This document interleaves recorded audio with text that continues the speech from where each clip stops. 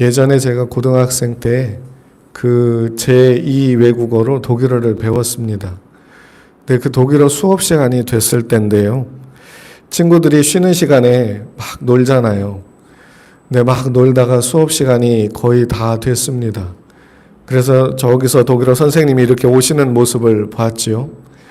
그래서 친구들이 막 서둘러 가지고 교실로 들어와서 자리에 앉는데 한 명이 놀다가 선생님한테 붙잡혔어요. 나머지는 다 들어왔는데. 근데 그 독일어 선생님이 키가 굉장히 크고 체격이 굉장히 좋은 남자 선생님이었거든요. 그래서 마치 강아지를 드는 것처럼 이렇게 들려가지고 교실에 들어왔어요.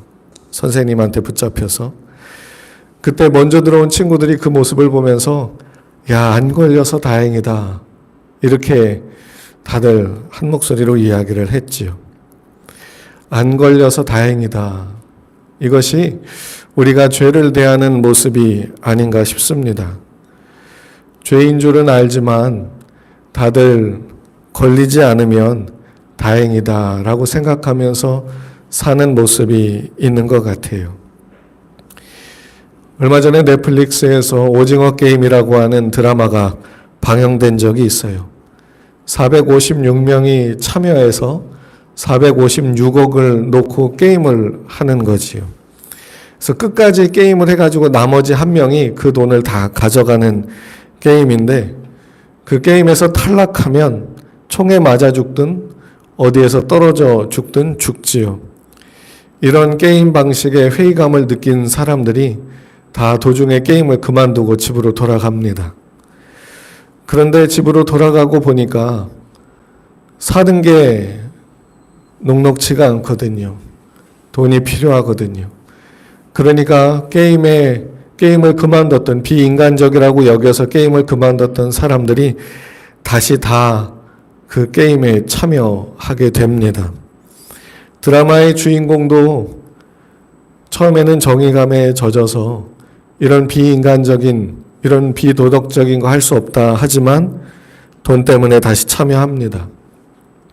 게임에 참여한 사람들이 어떻게든 이기기 위해서 서로 속고 속이는 일을 계속 하지요. 주인공도 처음에는 그런 사람을 나쁘게 보다가 나중에는 자기도 속이는 일을 하고 말지요. 그러면서 어쩔 수 없이 그랬다라는 것으로 합리화를 합니다. 이것이 바로 세상 사람들이 죄를 대하는 모습인 것 같아요. 어떤 영상을 봤는데요. 그 사람이 이렇게 말을 하더라고요. 돈을 벌어서 괜찮게 살려면 죄책감이라고 하는 건 잠시 묻어두어야 된다고. 죄책감이라고 하는 걸 잠시 묻어두어야 세상에서 이런저런 일을 하면서 돈을 벌 수 있다. 이렇게 말하기도 했습니다. 그런 것 같습니다. 이 세상은 죄를 적극적으로 짓는 사람과 그렇지 않다 하더라도 묵인하고 안 본 것처럼 어쩔 수 없지 하고 넘어가는 사람들이 있는 것 같아요. 갑자기 죄 이야기인가 하겠지만요. 이 죄라고 하는 건 우리의 영혼과 아주 밀접한 관계가 있습니다. 우리는 육신만 이 세상을 사는 게 아니라 죽어서도 우리에게는 삶이 있지요. 우리가 죽어서 그냥 그대로 소멸해 버린다면 모르겠지만 그렇지 않잖아요. 우리 육체는 한 줌의 흙이 되겠지만 우리 영혼은 영원한 삶을 살아야만 합니다. 천국의 발명이라는 책을 쓴 사람이 있어요. 천국의 발명. 그 사람은 사후 세계를 경험한 임사체험을 한 사람들을 많이 연구하고 그 이야기를 들으면서 이런 말을 하지요. 임사체험을 한 걸 보니까 사람들이 다 서로 알지도 않는데 서로 공통된 증언들을 하더라.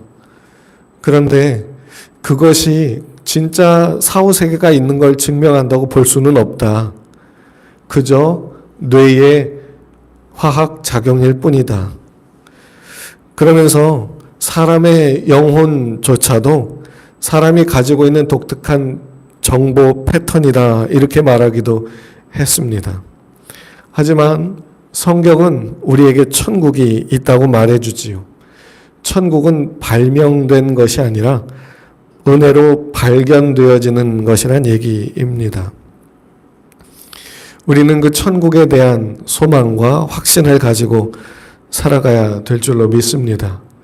이 죄에 대한 이야기를 하는 이유가 뭐냐면 오늘 읽은 말씀과 관련이 있기 때문이지요.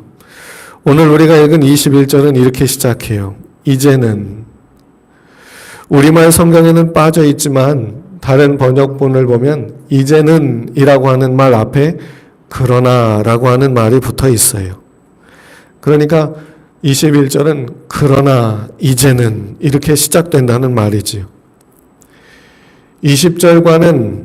20절까지 말한 것과는 완전히 다른 21절부터 극적인 반전이 이루어진다는 이야기입니다. 로마서 1장 1절부터 3장 20절까지를 요약해 보면 이렇습니다. 사도 바울이 로마 교회 성도들에게 편지를 보내면서 자기가 복음의 종이 됐고 이 복음을 전하는 일에 마음이 불타고 있다 이렇게 말하지요.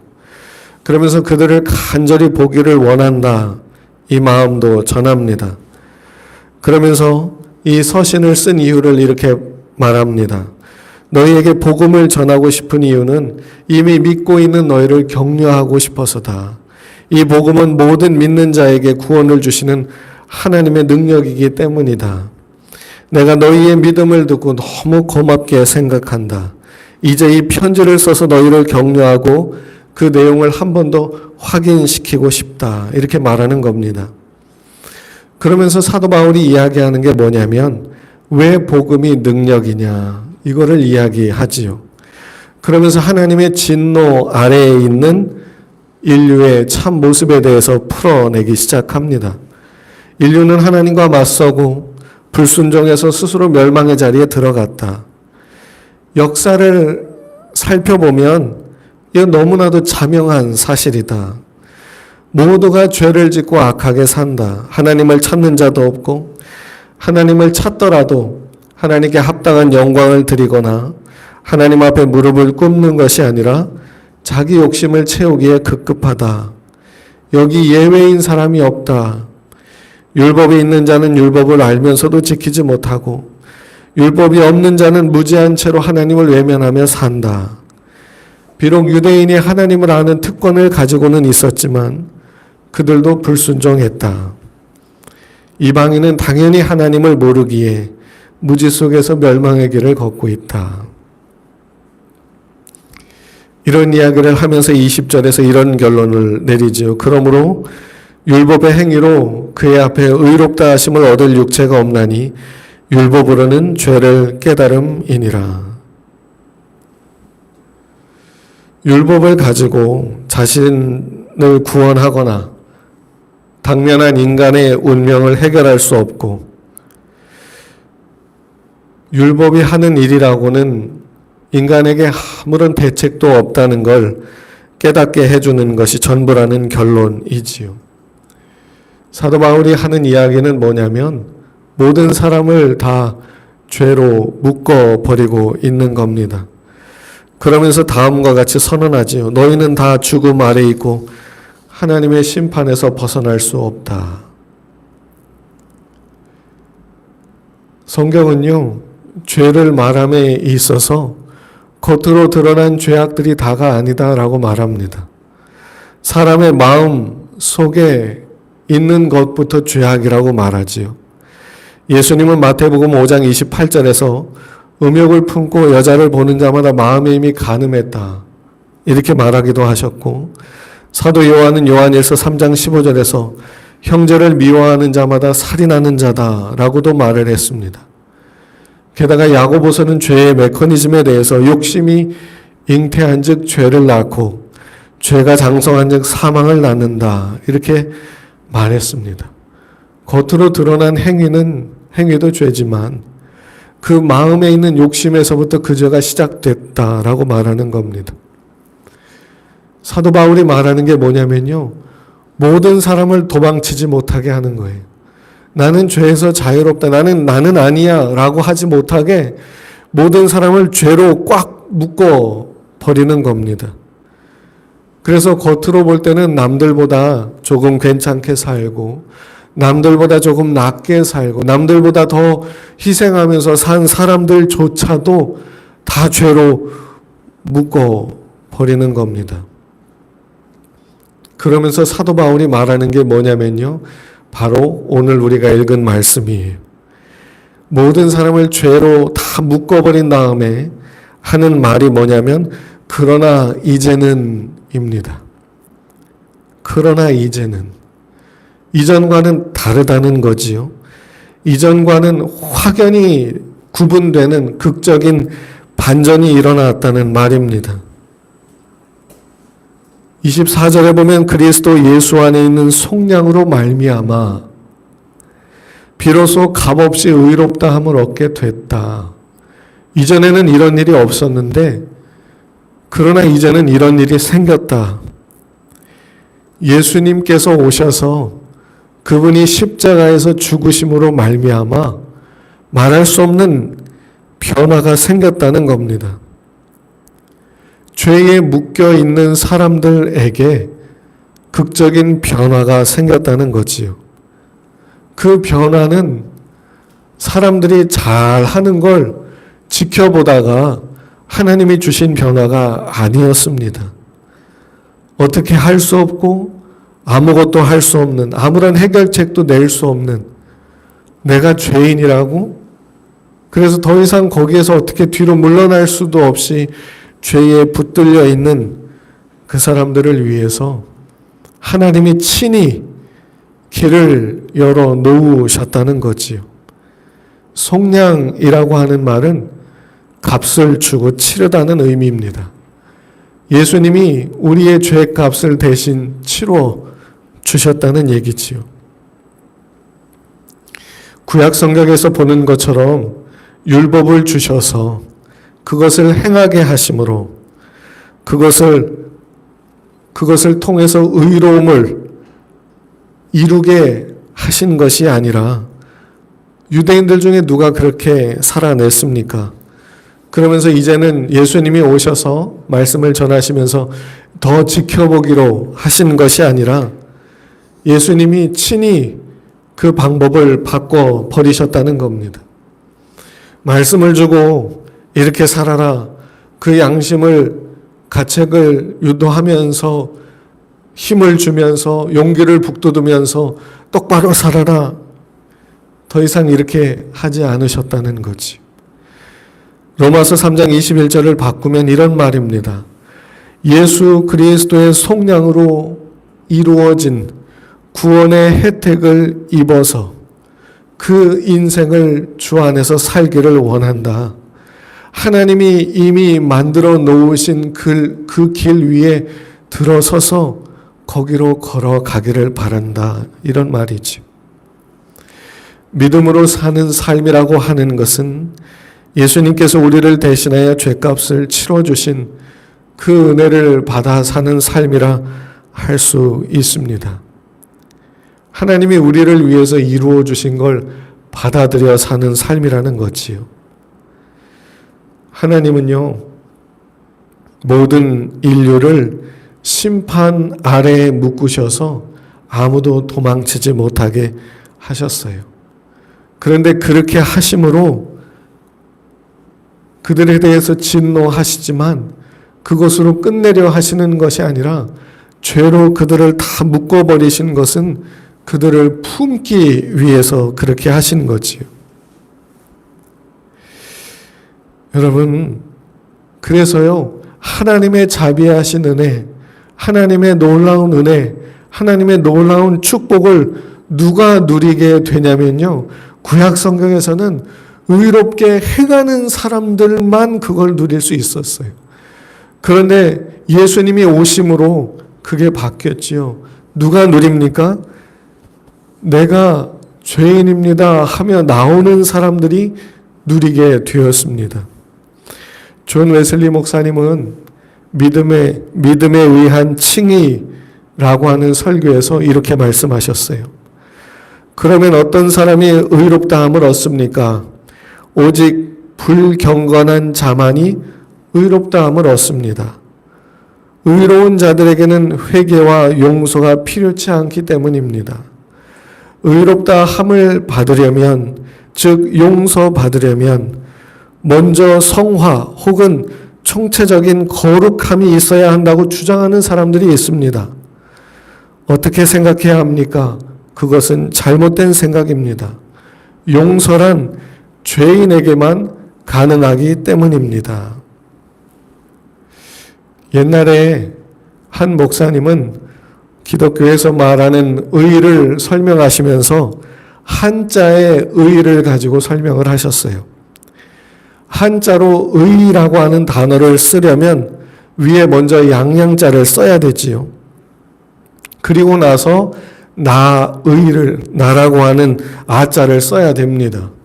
그것이 의라는 거지요.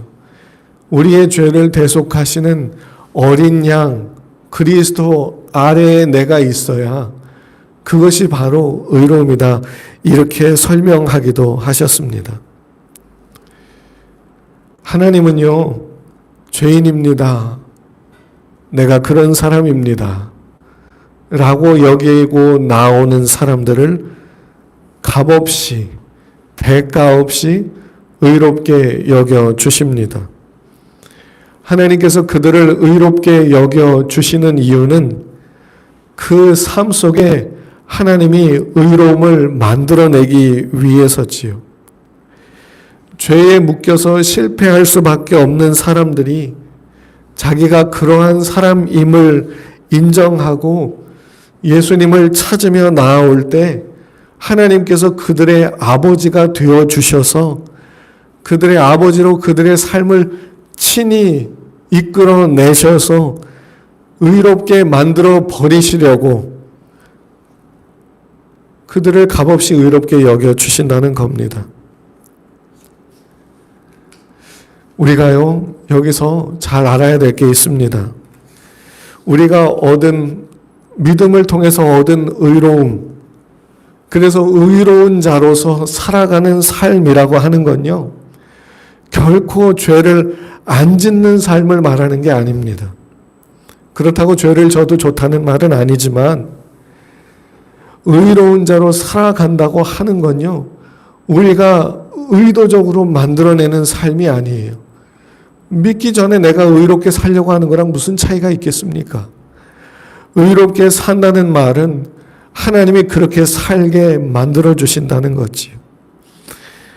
하나님을 아버지로 삼은 자의 삶, 예수님을 나의 신랑으로 삼은 자의 삶, 그것이 의로운 삶이라는 겁니다. 하나님은요, 우리가 살아내야 하는 의로운 삶이라고 하는 것을 죄를 안 짓는 능력을 주셔서 이루려 하지 않으셨습니다. 그것을 어떻게 이루어내시냐면요, 우리가 죄인됨을 깨닫고 예수님을 영접해서 하나님의 자녀가 되게 하셔서 평생 동안 하나님을 의지하고 예수님을 힘입고 주님을 바라보고 주님을 사랑하고 주님을 믿고 주님을 간절히 찾으며 사모하게 함으로 그것을 이루려 하셨다는 것이지요. 그래서 믿는 자의 삶 속에 그토록 감당하기 어려운 일들이 참 많이 생기는 것 같습니다. 예수님을 믿어 의롭다함을 얻고 구원을 받았는데도 불구하고요, 여러분들도 다 아시다시피 믿는 사람들도 죄를 범하잖아요. 그래서 때로는 죄를 지어서 그 죄책감에 고통스러워하기도 하고요. 예수님을 믿고 하나님의 복을 받았다고 하는데도 때로는 불가능한 문제들 앞에서 한없이 좌절하기도 하고요. 때로는 누군가를 원망하며 욕하기도 하고요. 때로는 힘든 일 앞에서 절망하며 괴로워하기도 하지요.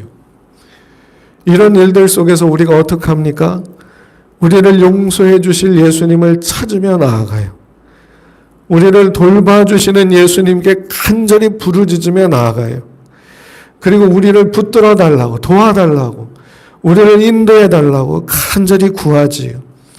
그리고 우리를 책임져 주시는 주님을 믿기에 오늘도 견디고 인내하면서 살아갑니다. 이것이 바로 하나님께서 우리를 의롭게 살게 하시는 모습이라는 겁니다. 하나님은요, 의롭게 사는 삶을 우리에게 다 떠넘기지 않으셨어요. 내가 지켜볼 테니까 너희는 이렇게 살아야 된다라고 하지 않으셨어요. 그 삶을 친히 이루어가 주시는 겁니다. 우리는 탕자처럼 아버지를 떠나서 우리가 원하는 삶을 살지만 아버지는 기다리셨다가 돌아오면 큰아들을 교육시키듯 집안에서 훈련시켜가기 시작하지요. 원망하고 불평하는 큰아들을 붙잡아서 계속 교육시켜야 되는 그 아버지처럼 하나님은 우리를 그렇게 의로운 자로 살아가도록 만들어 내주신다는 겁니다. 하나님께서 이렇게 하려 하시는 모습은 구약성경 창세기부터 계속 나오고 있어요. 끝까지 성경에 일관되게 나오고 있습니다. 창세기 28장 10절부터 15절을 보면요, 야곱에 대해서 이렇게 말씀해요. 야곱이 브엘세바를 떠나 하란으로 향하여 가더니 한 곳에 이르러는 해가 진지라. 거기 유숙하려고 그곳에 한 돌을 가져다가 베개를 삼고 거기 누워 자더니 꿈에 본즉 사닥다리가 땅 위에 서 있는데 그 꼭대기가 하늘에 닿았고 또 본즉 하나님의 사자들이 그 위에서 오르락 내리락 하고 또 본즉 여호와께서 그 위에 서서 이르시되 나는 여호와니 너의 조부 아브라함의 하나님이요 이삭의 하나님이라. 네가 누워있는 땅을 내가 너와 네 자손에게 주리니 네 자손이 땅의 티끌같이 되어 네가 서쪽과 동쪽과 북쪽과 남쪽으로 퍼져 나갈지며 땅의 모든 족속이 너와 네 자손으로 말미암아 복을 받으리라. 내가 너와 함께 있어 내가 어디로 가든지 너를 지키며 너를 이끌어 이 땅으로 돌아오게 할지라. 내가 네게 허락한 것을 다 이루기까지 너를 떠나지 아니하리라 하신지라. 얼마나 큰 축복을 빌어주시는 말씀입니까? 그런데 이 복을 하나님이 야곱에게 언제 말씀해 주시냐면 아버지와 형을 속이고 도망치는 길에 이야기를 해 주셨어요. 거기에서 내가 너의 조상의 하나님이다. 아브라함의 하나님이고 이삭의 하나님이다. 내가 누운 자리 동서남북 다 너에게 줄 것이다. 이 약속한 걸 이루기까지 널 떠나지 않겠다. 그리고는 어떻게 됐습니까? 삼촌 집에 가서요, 10수년을 일만 했습니다. 머리를 굴려서 자기 걸 찾으려고 욕심을 부리고요. 결국에는 삼촌과 그 삼촌의 아들들에게 미움을 받고 아내를 데리고 몰래 도망치기까지 합니다. 형이 400명을 데리고 온다는 말을 듣고 두려워서 야뽕 나루터에 도망쳐 숨기까지 하지요. 거기서 죽느냐 사느냐를 놓고 하나님께 부르짖기까지 합니다. 그런 상황에서 하나님께 비로소 부르짖어 하나님의 은혜를 받아 형과 화해하게 되고, 그렇다고 해서 다 복받고 끝난 게 아니지요. 아들들 중에 요셉을 그 형제들과의 싸움 속에서 잃어버리고 죽은 줄로 알았던 그 요셉을 나중에 다시 만나게 되지요. 그때 요셉을 통해 바로왕을 만나는데 그때 야곱이 뭐라고 합니까? 하나님께서 당신을 축복했으면 좋겠습니다. 감히 왕 앞에서 왕을 축복하는 데까지 이르렀습니다.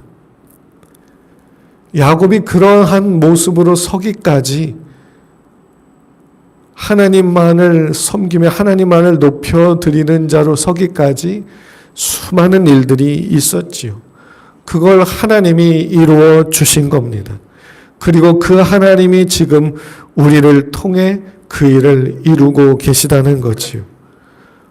사도 바울이 말하는 건 이방인들에게도 이 은혜가 임한다. 하나님은 유대인만의 하나님이 아니라 이방인들에게도 하나님이시다. 여러분, 하나님도 우리의 삶 속에서 우리가 무엇 한 걸 보고 자녀 삼아 주신 것이 아닙니다.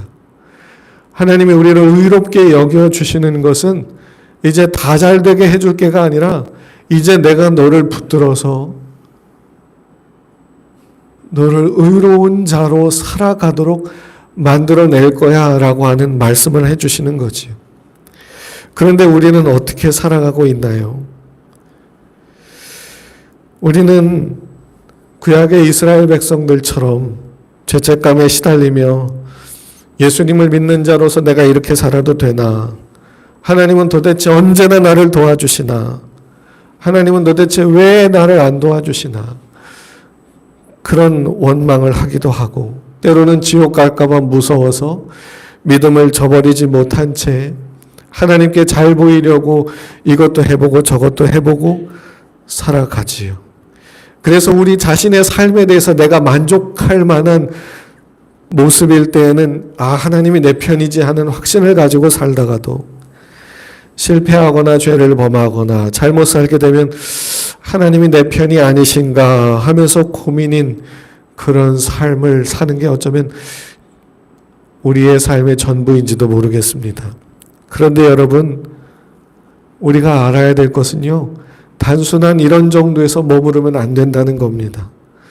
우리가 예수님을 나의 주님으로 나의 구주로 영접함으로 하나님의 자녀가 된 것은 값없이 대가 없이 보상 없이 그저 주님이 날 위해서 그 고통을 당하셨음을 믿음으로 구원받았다고 받아들이게 되면 하나님이 우리를 자녀 삼으시고 우리를 의로운 자로 살아가도록 이끌어 가신다는 거지요.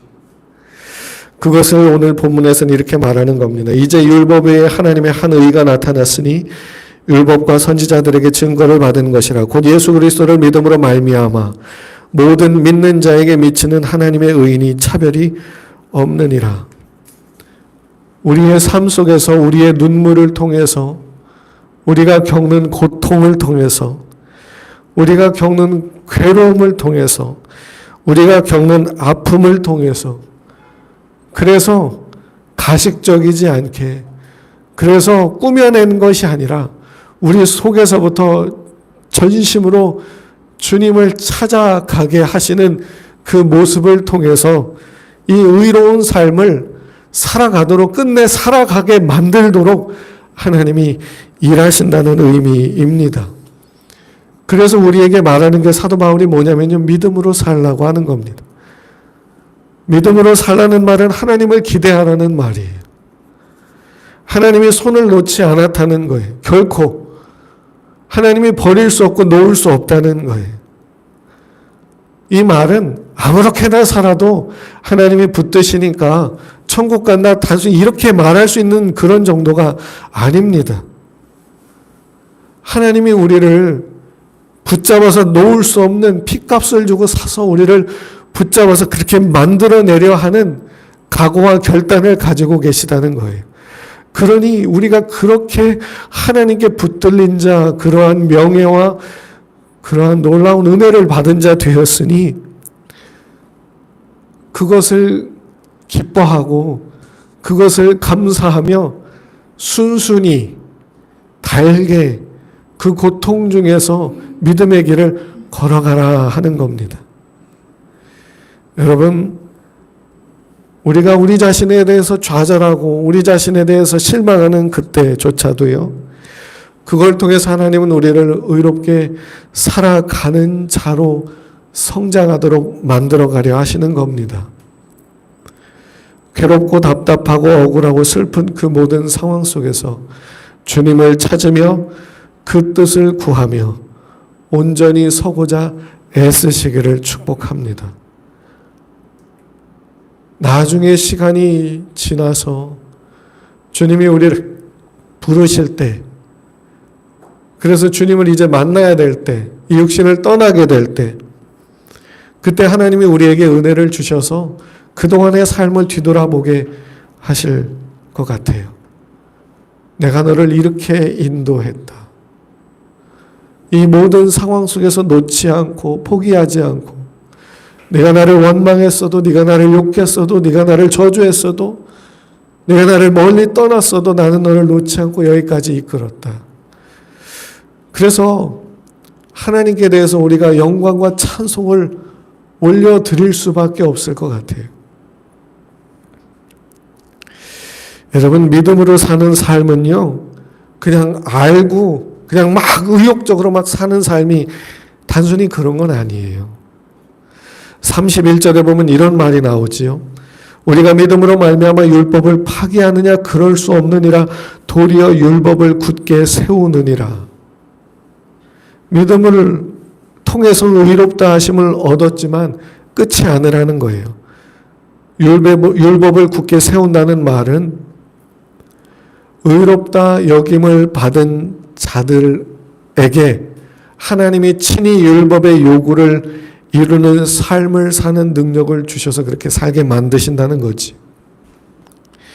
로마서 8장 4절에서는 육신을 따르지 않고 그 영을 따라 행하는 자들에게 율법의 요구가 이루어지게 하려 하심이니라, 이렇게 말씀하고 있어요. 영을 따라 행하는 자들에게 끝내 뭐가 이루어지냐면 율법의 요구가 이루어진다. 율법을 만드셨던 그 목적, 본래 목적, 의롭게 살아가게 하려는 그 목적이 영을 따라 살아갈 때 이루어진다는 거예요. 근데 여러분, 이 영을 따라 산다는 건요, 막 신비한 체험을 하고 신비한 음성을 듣고 막 이런 걸 말하지 않아요. 여러분, 성령을 따라 살기 위해서 어떻게 하게 됩니까? 말할 수 없는 고통 중에 내가 잘못 생각했나? 하나님의 뜻은 이것이 아닌가? 눈물로 울부짖으며 부르짖으며 한탄하며 탄식하며 기도하는 가운데 길을 바꾸고 방향을 바꾸고 하나님의 뜻을 구하고 하나님께 맡기겠으니 하나님이 인도해 주십시오. 여러분, 이렇게 사는 것이 영을 따라 사는 삶이 아니겠습니까? 하나님이 이걸 이루어 가려 하신다는 겁니다. 여러분, 우리는 구원받은 하나님의 자녀입니다. 예수님을 믿어 값없이 의롭다함을 얻게 된 사람들입니다. 하나님의 자녀답게 하나님이 우리로 살아가도록 하나님이 만들어 주실 겁니다. 장난 아닌 길로 걸어가게 하심으로 이걸 이루어 주실 거지. 끝내 우리가 하나님을 뵐 때, 예수님을 뵐 때 그러한 자로 서게 될 것입니다. 그걸 기대하십시오. 그때까지 도달하게 될 그 삶의 모든 과정이 눈물로 점철된 삶이라 할지라도, 왜 내게서는 이 고통이 도대체 끝나질 않나 원망할 수밖에 없는 삶이라 할지라도 하나님의 방법으로 하나님이 이걸 이루어내실 겁니다. 우리는 하나님이 놓을 수 없는 사람들입니다. 이것을 알고 사시기를 축복합니다. 하나님이 놓을 수 없는 사람, 하나님이 붙들어 가시는 사람, 하나님이 인도해 주시는 사람, 그래서 나를 통해 그 삶을 끝내 살아가도록 해 주시는 사람, 그런 삶을 사시기를 주님의 이름으로 축복합니다.